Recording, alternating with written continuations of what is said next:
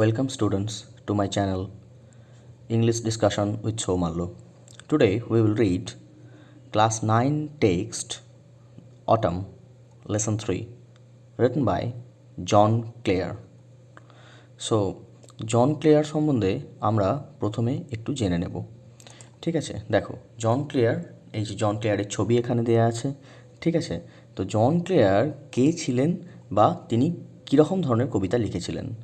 John Claire 1793 to 1864 was an English poet. তিনি ইংল্যান্ডের কবি ছিলেন। Famous for his celebratory representation of the English countryside. তো English countryside মানে কি?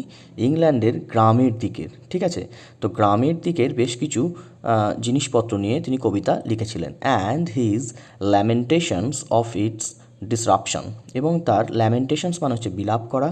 কিসের ওপরে বিলাপ করা? ইটস ডিসরাপশন মানে এগুলো নষ্ট হওয়া, অর্থাৎ গ্রামটাকে নষ্ট হওয়া নিয়ে তিনি যথেষ্ট লেখালেখি করেছেন বা দুঃখ প্রকাশ তার করেছেন। Some of his notable collections of poetry are First Love, Snowstorms, The Village Minstrel and Other Poems, etc. তো তার বিভিন্ন উল্লেখযোগ্য কবিতাগুলোর কথা বলা হলো এখানে।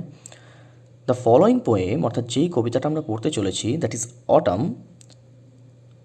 Presents a pain picture of the mellow beauty of autumn in the countryside. কী বললো? দ্য ফলোয়িং পোয়েম, যে কবিতাটা আমরা পড়ব, presents a pain picture, a beautiful picture of the mellow beauty. Mellow means হচ্ছে এখানে সুন্দর, স্নিগ্ধ একটা অটামের একটা বিউটির কথা কান্ট্রি সাইডের ইংল্যান্ডের গ্রামের দিকের এখানে বলা হয়েছে। As this season comes just before winter, যেহেতু এই সিজনটা আসে ঠিক উইন্টার অর্থাৎ শীতকালের আগে, it is characterised by falling leaves. Characterised মানে এর বৈশিষ্ট্য, কী বৈশিষ্ট্য তাহলে বহন করে নিয়ে আসে? দ্য ফলিং লিভস, পাতা ঝরা, বেয়ার ব্রাঞ্চেস, ডালপালা মানে বেয়ার নগ্ন ডালপালা, শুকনো ডালপালা, অ্যান্ড স্ট্রং উইন্ডস এবং দমকা বাতাস।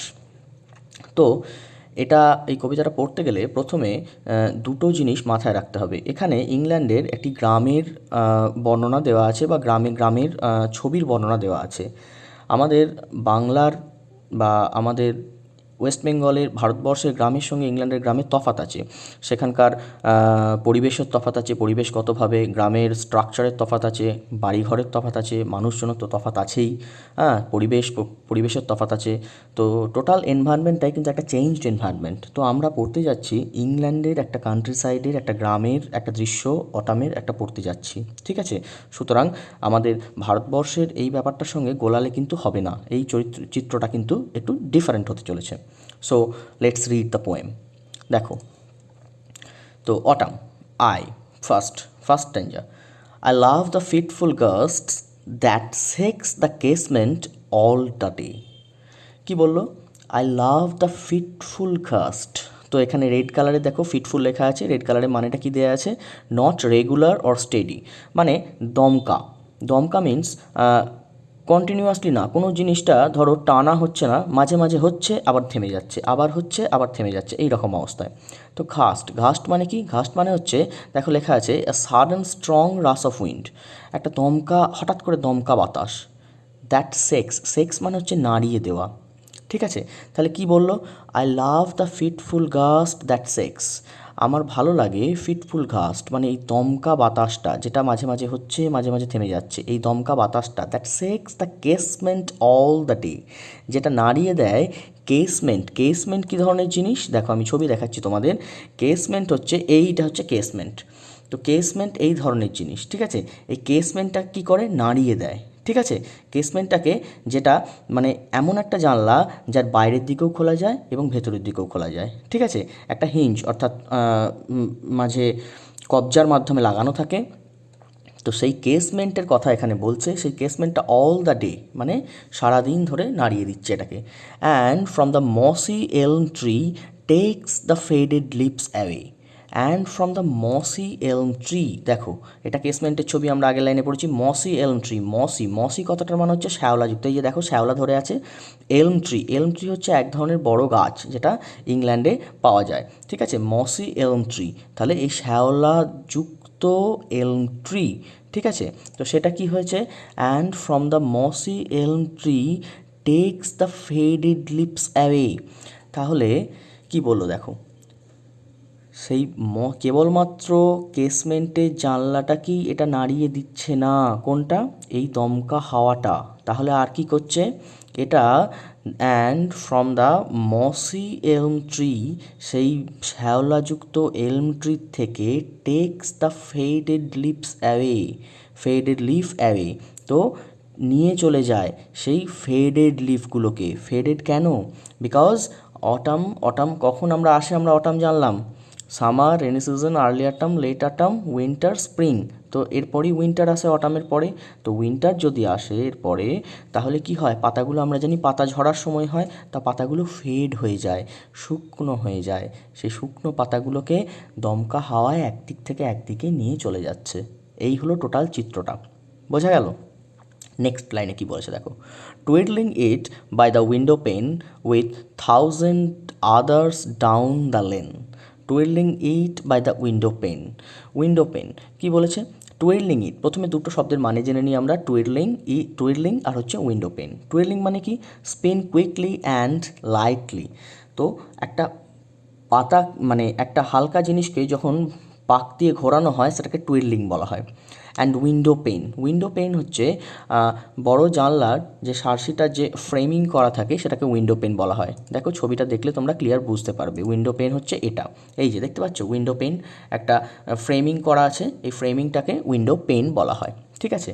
দেখো twiddling it by the window pane, তাহলে উইন্ডো পেনের পাশে এটাকে ঘোরাচ্ছে, with thousand others down the lane. তাহলে বাই দ্য ইট মানে কি, ইট মানে পাতাগুলোকে, একটা পাতাকে তুলে এনে হাওয়ায় ওপরে ঘোরাচ্ছে কবির জানলার পাশে, এই ফ্রেমিংয়ের পাশে। আর কি বলেছে, উইথ থাউজেন্ড আদার্স, তাহলে থাউজেন্ড আদার্স লিভস, তারা কি, ডাউন দ্য লেন মানে রাস্তাতে পড়ে আছে আরও থাউজেন্ডস পাতা, সেগুলো রাস্তাতে ঘুরছে ওই হাওয়ায়, ঠিক আছে। তাহলে আমরা একবার সাম আপ করে নিই, দেখো, I love the fitful gust that shakes the casement all day and from the mossy elm tree takes the faded leaf away, twiddling it by the window pane with thousand others down the lane. তো পুরো ব্যাপারটাই এই প্রথম কটা লাইনে, প্রথম স্ট্যান্ডাতে পুরো ব্যাপারটাই কিন্তু কবি ঘরের ভেতর থেকে বলছেন, ঠিক আছে। তো ঘরের ভেতর থেকে বলছেন, তিনি দেখলেন যে টোটাল চিত্রটা কি ব্যাপার, পুরো ব্যাপারটা। হ্যাঁ, তো দেখো নেক্সট স্ট্যান্ডাতে কি বলছেন, I love to see the shaking twig, I love to say the shaking twig. তো সেক করা মানে হচ্ছে নড়া, ঠিক আছে, কাঁপা। তো টুইগ, টুইগ মিন্স কি, টুইগ মিন্স দেখো আমি ছবি দেখাচ্ছি তোমাদের, টুইগ মিন্স হচ্ছে গাছের ছোট্ট কচি ডাল, সেটাকে টুইগ বলা হয়। তো দেখতে পাচ্ছ তোমরা, তো টুইগ। তা সেকিং টুইগ, সেকিং টুইগ মানে কি, ওই যে হাওয়া দিচ্ছে, হাওয়াতে গাছের ছোটো ছোটো ডালপালাগুলো নড়ছে, তাহলে কবির এটা দেখতে খুব ভালো লাগছে। তো সেই কারণে বলছেন, I love to see the shaking twig. তো এই কাঁপা ডালপালাগুলো নড়ছে, কবির খুব ভালো লাগছে। Dance till the heart of eve, এগুলো যেন নৃত্য করে এই হাওয়াতে, এগুলো কাঁপছে, কবির দেখে মনে হচ্ছে যেন এগুলো নৃত্য করছে। কেমনভাবে নৃত্য করছে, till the shut of eve, কতক্ষণ নৃত্য করছে, যতক্ষণ পর্যন্ত সূর্য অস্তমিত হয়। সাট মানে হচ্ছে সাট ডাউন অফ ইভ, ইভ মানে ইভিনিং, তাহলে সূর্য অস্তমিত হওয়া অবধি, ঠিক আছে। ততক্ষণ এই পাতাগুলো যেন, এই ডালপালাগুলো, ছোটো ছোটো টুইকগুলো যেন নৃত্য করছে। নেক্সট কি বলেছে দেখো, the sparrow on the cottage rig whose chirp would make believe. The sparrow on the cottage rig, তো cottage rig, sparrow, sparrow means কি আমরা জানি, চড়ুই পাখি। তো স্প্যারোগুলো কী করছে, on the cottage rig, rig মানে দেখো presumably the roof of a cottage, তো ছাদে অথবা প্রলম্বিত ঘর থেকে প্রলম্বিত যে অংশটা থাকে, বাইরের দিকে বের করা একটা অংশ থাকে ছাদের মতো, সেটাই। তাহলে চড়ুই পাখিগুলো সেখানে কি করছে, the sparrow on the cottage rig whose chirp would make believe, যেটা তার কিচিরমিচিরগুলো আমাদেরকে মেক বিলিভ মানে আমাদের বিশ্বাস করতে বাধ্য করছে বা সাহায্য করছে কি, that spring was just now flirting by in summer's lap with flowers to lie. তো spring was just now flirting by, spring যেন ফ্লার্টিং বাই অর্থাৎ এগিয়ে আসছে, চলে যাচ্ছে কোথায়, ইন সামার্স ল্যাপ। আমরা জানি দেখো স্প্রিং, স্প্রিং উইন্টার, স্প্রিং, তারপরে আবার ঘুরে সামার আসছে, তাহলে কি বলছে, স্প্রিং যেন ফ্লার্ট করে চলে যাচ্ছে, অর্থাৎ ওখান থেকে ফ্লোট হয়ে চলে যাচ্ছে কোথায়, ইন দ্য সামার্স ল্যাপ, আবার সামারের ল্যাপে অর্থাৎ গ্রীষ্মের কোলেতে, উইথ ফ্লাওয়ার্স টু লাই, তার ফুলগুলোকে নিয়ে। বোঝা যাচ্ছে তাহলে এখানে একটা সিজনাল চেঞ্জ হচ্ছে, এবং এখানে এই সেকেন্ড স্ট্যান্ডাতে বোঝা যাচ্ছে কবি ঘরের ভেতর থেকে বাইরে বেরিয়ে এসেছে, তার কারণ the sparrow on the cottage, এই সেকিং টুইগ, এগুলো তিনি দেখতে পাচ্ছেন। তাহলে একবার সাম আপ করে নাও এখানে সেকেন্ড স্ট্যান্ডাটা। I love to see the shaking twig dance till the thought of eve, the sparrow on the cottage rig, whose chirp would make believe the spring was just now flirting by in summer's lap with flowers to lie. তো বোঝা গেল। তো এই second চিত্রে এখানে তিনি বলছেন গাছের পাতাগুলো বাতাসের তালে তালে যেন নাচ নৃত্য করছে, স্প্যারো অর্থাৎ চড়ুই পাখিরা কিচিরমিচির করছে, তাদেরকে দেখে বোঝা যাচ্ছে যে কি স্প্রিং যেন আস্তে আস্তে কি সামারের কোলে চলে যাচ্ছে, ঠিক আছে, অর্থাৎ going to die. Spring. I love to see the cottage smoke, I love to see the cottage smoke curl upwards through the naked trees. তো কি বললো দেখো, I love to see the cottage smoke. তো cottage কি, cottage smoke কেন বলছে, ওখানে fire place, এই দেখো একটা ফায়ার প্লেসের ছবি, ঠিক আছে। তো ফায়ার প্লেস কেন বললাম, ফায়ার প্লেস কথাটা এই কারণে বললাম, ওখানে যেহেতু শীতপ্রধান দেশ, শীতপ্রধান দেশে কি করা হয়, শীতপ্রধান দেশে বাড়ির ভেতরে ঠান্ডা কাটানোর জন্য তো ফায়ার প্লেস জ্বালানো হয়, আগুন জ্বালানো হয় ফায়ার প্লেসে, ঠিক আছে। সেই আগুনের ধোঁয়াগুলো চিমনির মাধ্যমে কোথায়, ওপর দিকে উঠে যায় আস্তে আস্তে, ঠিক আছে। তো সেইটি হলো কি না কটেজ স্মোক, বোঝা গেল। তাহলে সেই কটেজ স্মোক, সেই ছবিটাও আমি দেখিয়ে দিচ্ছি, চিত্রটা পরিষ্কার হবে। দেখো এটা হলো ফায়ার প্লেস, দেখাচ্ছি এই ফায়ার প্লেসের ধোঁয়াটা কোথা দিয়ে উঠে যাচ্ছে, এই দেখো চিমনির ওপর দিয়ে ধোঁয়াটা আস্তে আস্তে কার্ল হয়ে ওপর দিকে উঠে যাচ্ছে।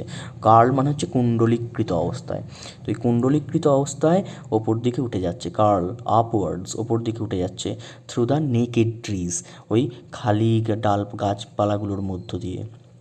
তাহলে আই লাভ টু সি, কবির এই চিত্রটা দেখতে ভালো লাগে, কীরকম চিত্রটা দেখতে ভালো লাগে, to see the cottage smoke curl upwards, ওপর দিকে উঠে যাচ্ছে ধীরে ধীরে এই ধোঁয়ার কুণ্ডলিটা, থ্রু দ্য নেকেড ট্রিজ, এই নেকেড ট্রিজের মধ্য দিয়ে।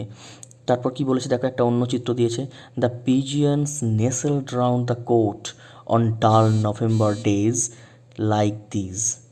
তো কী বললো, the pigeons nestled round the cote, pigeons অর্থাৎ পায়রারা নেসেলড রাউন্ড দ্য কোট, যেন বাসা বেঁধে বসে আছে, অর্থাৎ নেসেলড রাউন্ড করে আছে কোথায়, দ্য কোট, কোট মানে হচ্ছে নেস্ট, আর নেসেলড রাউন্ড, নেসেলড রাউন্ড কথাটার মানে হচ্ছে একটা নেস্ট, অর্থাৎ তারা যেহেতু শীতপ্রধান দেশ, তো পায়রাগুলো তো ঠান্ডাতে মারা যেতে পারে, তো তাদের জন্য কি বাড়ির ছাদে বা অন্যান্য জায়গায় এই রকম পায়রাদের থাকার জন্য জায়গা করে দেওয়া হয়, সেখানে পায়রারা ঠান্ডাটা কাটাতে পারে, থাকে শীতকালে। তো সেই জায়গাতে কি হচ্ছে, তো পায়রাগুলো কি বলছে, the pigeons nestled round the coat, ঠিক আছে, এই কোটের ভেতরে অর্থাৎ এই নেস্টের ভেতরেই যেন তারা বসে আছে, on dull November days like these. তো ডাল নভেম্বর ডেতে, নভেম্বর আমরা জানি নভেম্বর ডিসেম্বর খুব ঠান্ডা থাকে, তো এই সময়টায় তারা ওই রকম গুটিসুটি মেরে বসে আছে ওখানে। দ্য কক আপন দ্য ডাং হিল ক্রোয়িং, দ্য কক, কক মানে মোরগ, তো কোথায়, আপন দ্য ডাং হিল, ডাং হিল, ডাং হিল মানে কি, ডাং মানে আমরা জানি কি বর্জ্য পদার্থ, তো ডাং হিল, তো এটা একটা আমাদের দেশেও পাওয়া যায়। তো বিভিন্ন গবাদি পশুর যে বর্জ্য পদার্থগুলো, সেগুলো একসঙ্গে জড়ো করে করে স্তূপাকার পাহাড়ের মতো হয়ে যায়, তো সেই পাহাড়ের মতো জায়গাটাকে ডাংহিল বলা হচ্ছে। তো ককটা অর্থাৎ মোরগটা যেন ওইটার ওপর দাঁড়িয়ে আছে, ক্রোয়িং, সেখানে দাঁড়িয়ে ডাকছে, আমি দেখো ছবি দেখাচ্ছি তোমাদের এখানে, চিত্রটা পরিষ্কার হয়ে যাবে, এই দেখো, তো যেন ওপরে দাঁড়িয়ে মোরগটা ডাকছে। তো কি বলছে এখানে, তারপর দেখো, the cock upon the dunghill crowing, the mill sails on the heath agoing. তো মিল সেলস, দ্য মিল, মিল মানে হচ্ছে এখানে উইন্ড মিলের কথা বলা হচ্ছে, সেলস অন দ্য হিথ অ্যাগোয়িং। অ্যাগোয়িং মানে কি বলেছি, কন্টিনিউয়াসলি মুভিং, তো কন্টিনিউয়াসলি যেন ঘুরেই যাচ্ছে। আর হিথ, হিথ মানে হচ্ছে ব্যারেন ল্যান্ড, মানে ঘাস কেটে নেওয়া হয় যে জমিতে সেটাকে হিথ বলা হয়, হ্যাঁ, নিষ্ফলা জমি। দেখো প্রথমে আগে মিল, মিলের কথাটা বলি। মিল হচ্ছে এখানে উইন্ড মিল। তো এই ধরনের উইন্ড মিলের ব্যাপার, তখন তৎকালীন ইংল্যান্ডের যুগে এইরকম উইন্ড মিল ছিল প্রচুর। এগুলো বায়ুকল, বাতাসের এই হ্যান্ডেলগুলো ঘোরে, এইগুলো, এই ব্লেডগুলো ঘুরতে থাকে। এটা কখনো 4টে, কখনো 6টা, কখনো 3টে এরকম থাকে। তো এর কাজ কি প্রধানত? এর কাজ হলো এটাই, যেটা এই ঘোরার ফলে বিদ্যুৎ উৎপন্ন হয়। তা এই শক্তিটাকে কাজে লাগিয়ে তখনকার দিনে বিভিন্ন শস্য পেশাই করা হতো, জল তোলা হতো, নানান ধরনের জিনিস কাজকর্ম করা হতো, ঠিক আছে, বিদ্যুৎ উৎপাদন করা হতো। তো এই উইন্ড মিলস, তো বাতাসের এই সেলস কথাটা সাধারণত যুক্ত তোমার সমুদ্রযাত্রা বা নৌকাযাত্রার সঙ্গে, পালতোলা এরকমের সঙ্গে যুক্ত। কিন্তু যেহেতু বাতাসের শব্দটাকে কাজে লাগাচ্ছে, সেই কারণে উইন্ডমিল সেলস বলা হয়েছে। Sails on the heath agoing. তো উইন্ডমিলের এই কন্টিনিউয়াসলি মুভ করে যাচ্ছে ওই পাখনাগুলো, ঠিক আছে। দ্য ফেদার্স, নেক্সট প্যারা কী বলেছে দেখো, নেক্সট স্ট্যাঞ্জা। তো আমি থার্ড স্ট্যাঞ্জাটা আরেকবার রিপিট করে দিই। I love to see the cottage smoke curl upwards through the naked trees, the pigeons nestled round the court on dull November days like these, the cock upon the dunghill crowing, the meal sails on the heath a-going. তো 3টে চিত্র আছে, একটা কটেজে স্মোকের চিত্র, একটা পিজিয়ানের চিত্র, একটা cock upon the ডাংহিল, আর একটা হচ্ছে দ্য মিল সেলস। 4টে চিত্র এখানে আমরা পাচ্ছি, ঠিক আছে, ক্লিয়ার। তো দেখো 4 number point, 4 number stanza. The feather from the raven's breast. The feather, feather means হচ্ছে পালক, কোথায়? The from the raven's breast. Raven's, raven's হচ্ছে দাঁড়কাক।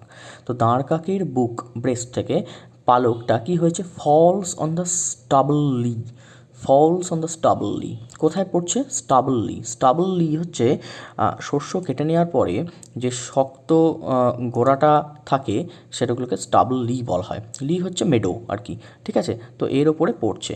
তো দেখো এটা এর ওপরে পড়ছে, কীভাবে পড়ছে ব্যাপারটা? The feather from the raven's breast, the feather from the raven's breast falls on the stubbly. তো কোথায় পড়ছে? তো দাঁড়কাকির বুক থেকে পালকটা ঝরে কোথায় পড়ছে? সেটা পড়ছে স্টাবল লি এর ওপরে। তারপর কি হচ্ছে? The acorn near the old crow's nest. The acorn, acorn হচ্ছে এখানকার ইংল্যান্ডে ওক গাছ পাওয়া যায় প্রচুর। এই ওক গাছের যে ফলগুলো হয় সেগুলোকে অ্যাক্রন বলা হয়। আমরা এইমাত্র দেখলাম, দেখো এটাকে হচ্ছে অ্যাক্রন, এটা হচ্ছে অ্যাক্রন, ঠিক আছে। তো এই অ্যাক্রন ফলগুলো পাওয়া যায়। তো এগুলো কি হচ্ছে? The acorns near the old crow's nest. তো ওই ওল্ড ক্রো বলছে কারণ যেহেতু পালক ঝরে যাচ্ছে সেই কারণে বৃদ্ধ বলা হচ্ছে। তো ওল্ড ক্রো নেস্টের ওখানে পালকগুলো যেখানে কি হচ্ছে? The acorn falls, fall pattering down the tree. তো ফলস প্যাটারিং, প্যাটারিং মানে হচ্ছে টপ টপ টপ টপ টপ টপ টপ টপ করে পড়ছে, ঠিক আছে। তো প্যাটার, প্যাটার বৃষ্টির জলে বড় বড় ফোঁটা যখন হয়, চটপট চটপট করে আওয়াজ হয়, সেটাকে প্যাটারিং বলা হয়। তো এই রকমভাবে ওক গাছের ফলগুলো ক্রোয়ে, ওল্ড ক্রোয়ে নেস্টের ওপরে পড়তে থাকছে, ঠিক আছে। তারপর দেখো কী চিত্র দিয়েছে? The grunting pigs that wait for all scrambly and hurry where they fall. The grunting pigs. তো পিগ সাধারণত, গ্রান্টিং শব্দটা পিগসের একটা শব্দের সঙ্গে পড়ে, তার আওয়াজ, তো ঘোঁত ঘোঁত করা যেটাকে বলে। তো grunting pigs that wait for all, সব কিছুর জন্য ওয়েট করে আছে, স্ক্র্যাম্বল মানে এদিকে ওদিকে ছোটাছুটি করছে, অ্যান্ড হারি দ্রুততার সঙ্গে, হোয়ার দে ফল, হোয়ার দে ফল মানে হচ্ছে এই অ্যাক্রনগুলো যেখানে পড়ছে তো সেখানে সেগুলো খাবার জন্য ছোটাছুটি করছে। তো যেটা বলা হয়, তো পিগসদের মানে ওগুলো একটা খুব প্রিয় খাদ্য, ঠিক আছে, অ্যাক্রনগুলো। সেই কারণে এগুলো জড়ো হয়ে যেখানে পড়ছে তো সেখানে পিগসগুলো কী করছে? স্ক্র্যাম্বল অ্যান্ড হারি, তো তারা দৌড়াদৌড়ি করছে যাওয়ার জন্য। তো দেখো লাস্ট স্ট্যান্ডায় আমাদের কী কী চিত্র আছে? The feather from the raven's breast fall on the stubbly, the acorns near the old crow's nest fall pattering down the tree. The grunting pigs that wait for all scramble and hurry where they fall. তো প্রথমে কি বলেছে? দাঁড়কাকের বুক থেকে পালক ঝরে যাওয়ার কথা বলেছে, সেটা পড়ছে একটা স্টাবল লিয়ের ওপরে। তারপর অ্যাক্রনস near the old crow's nest তার উপরে অ্যাক্রনগুলো পড়ছে, ওখানে ওক গাছের ফলগুলো পড়ছে, প্যাটারিং শব্দর মাধ্যমে একটা শব্দ হচ্ছে, মানে টপ টপ টপ টপ করে পড়ছে। দ্য গ্রান্টিং পিগস সেগুলো খাবার জন্য ছোটাছুটি করছে, দৌড়োদৌড়ি করছে এদিক ওদিকে। ঠিক আছে, that is the end of the poem autumn. Friends, if you like my video, please subscribe, like and share. Thank you. তোমাদের যদি পরের এর এক্সপ্লানেশনস আর কিছু দরকার হয় বা ফার্দার কোনো জিনিস বুঝতে অসুবিধা হয় তো কমেন্ট সেকশানে জানিও। আশা করি কবিতাটা বুঝতে কোনো প্রবলেম হবে না পুরো ভিডিওটা শুনলে। Thank you, thanks.